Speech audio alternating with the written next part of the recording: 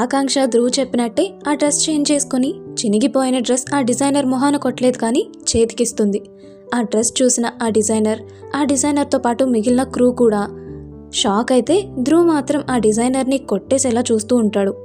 ఆ డిజైనర్కి భయం వేసి, లేదు సార్, నేను డ్రెస్ క్యారవాన్లో పెట్టినప్పుడు బాగానే ఉంది, మేడం వేసుకున్నప్పుడు ఇలా ఎందుకు అయిందో నాకు తెలియదు సార్ అని భయపడుతూ చెప్తాడు ఆ డిజైనర్.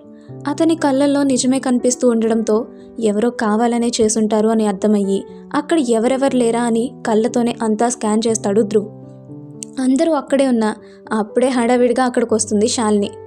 అయ్యో ఏమైంది ఆకాంక్ష, నీ డ్రెస్ విరిగింది అంతగా అని వచ్చి నని తెలుగులో మాట్లాడుతుంటే, అది విరిగింది కాదు మేడం, చినిగింది, అంతా కాదు అంట అని ఆమె తప్పుల్ని కరెక్ట్ చేస్తాడు అసిస్టెంట్ డైరెక్టర్.